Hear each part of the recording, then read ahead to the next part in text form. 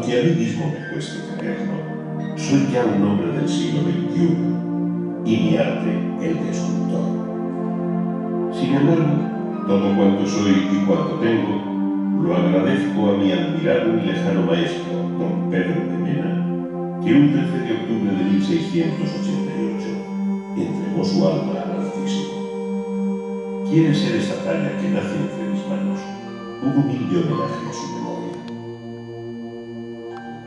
Según los estudiosos que de él se han ocupado, nació el maestro Pedro de Mena en la noble y rica ciudad de Granada, hijo del celebradísimo artista Alonso de Mena y de doña Juana de Medrano y Cabrera.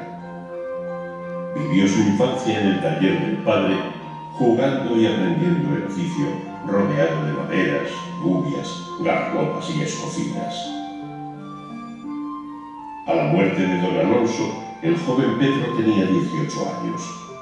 Ya era maestro escultor, por lo que pudo hacerse cargo del taller. Las primeras obras originales del maestro conservan aún la huella artística de su admirado padre. Un año después, casó con la joven Catalina de Vitoria y Urquiza, con quien antes de partir hacia Málaga, tuvo 6 hijos. El maestro Pedro de Mena fue un cristiano viejo de profundas creencias.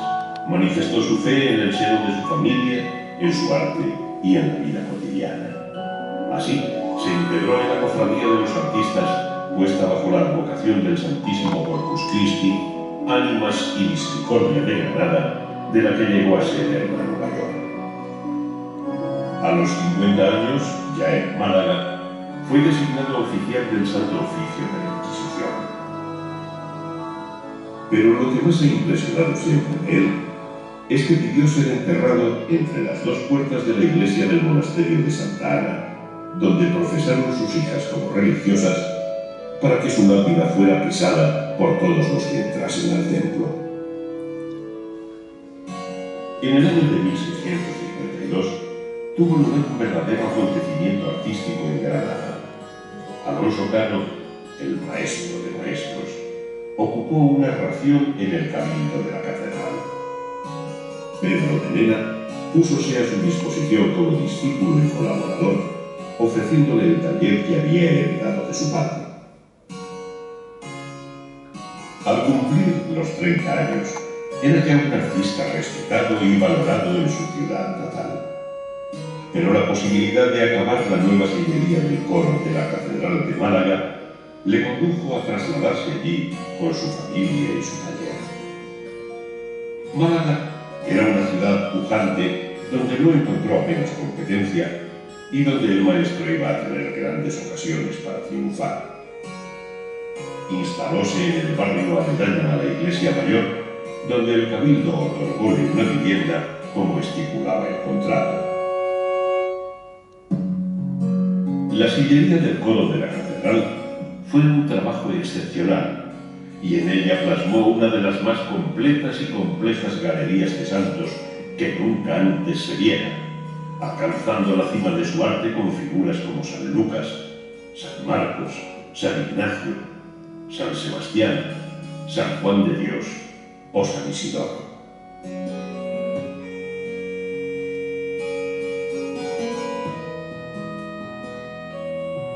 La obra causó sensación en la sociedad malagueña. Llovieron los encargos y en el taller se vivió una época de trabajo febril. No fueron ajenas al éxito sus dotes como empresario, que no desmerecían de su genio artístico.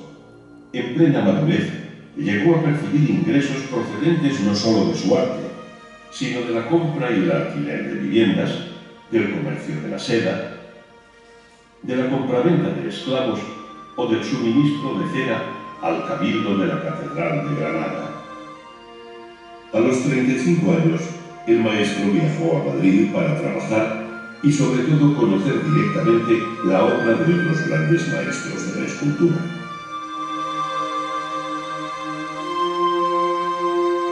Después se trasladó a Toledo, donde fue nombrado maestro mayor de escultura de la Catedral Primada debido al fuerte impacto que había causado su San Francisco de Asís en el cardenal Moscoso.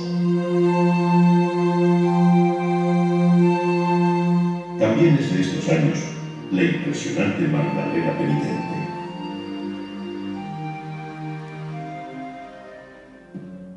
Pero Mena supo actuar con elegancia y maestría una vez más, dejando en Toledo a su representante comercial y retornando a Málaga, donde tenía amigos y clientes, y donde iba a tener 8 hijos más, de los cuales solo vivirían 2.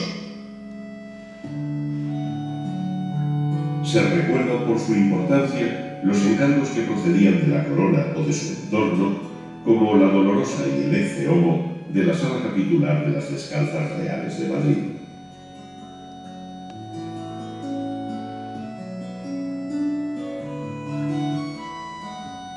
También trabajó para algunos prelados e instituciones eclesiásticas, como Fray Alonso de Santo Tomás, hijo natural de su Majestad Felipe IV, quien realizó algunos pedidos para su convento de dominicos, entre los que destacó la Virgen de Belén, o Fray Alonso de Medina, obispo de Córdoba, para la capilla funeraria de su catedral, o algunos cabildos catedralicios, en especial aquellas impresionantes imágenes de los reyes católicos de la Catedral de Granada.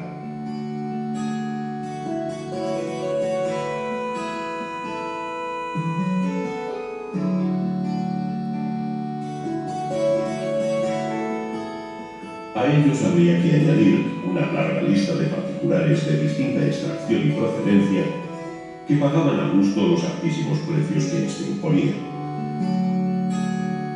La actividad en el taller era intensa.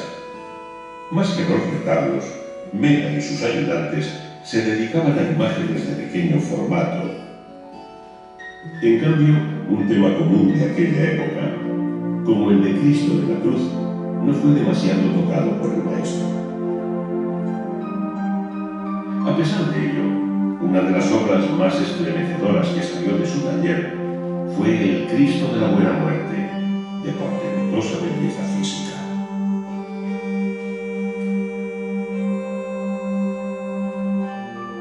Pero donde más destacaba fue en la producción de bustos de Ecce Homos y Dolorosas.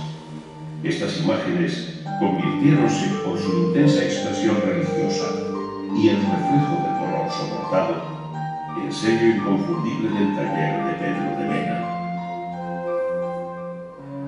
Y entonces, en la cumbre de su carrera, sintió posar sobre su frente la fría mano de la enfermedad. A punto de llegar al medio siglo de vida, Pedro de Mena contrajo la temida peste. Nadie consiguió explicarse entonces cómo llegó a sanar. Quizá fueran los médicos, quizá los cuidados de la familia, quizá la intercesión de San Juan de Dios, como él le gustaba decir.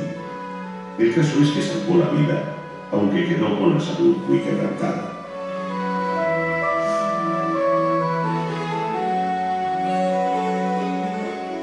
Ni siquiera en estos tiempos difíciles el taller dejó de funcionar.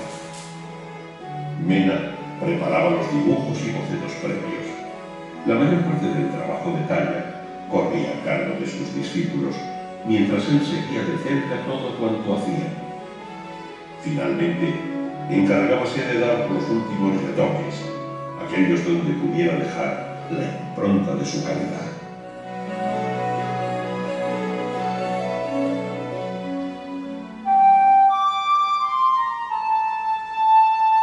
Se mantuvieron así su prestigio y los encargos.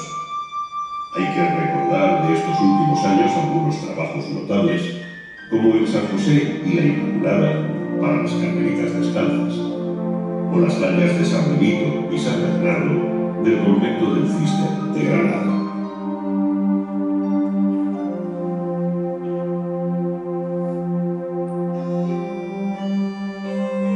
Pasarán aún más siglos y las creaciones del maestro seguirán causando admiración y devoción. Incluso cuando manos impías las destruyan, se convertirán en mitos como el Cristo de la Buena Muerte, a quien el pueblo llamará por siempre el Cristo de Leo.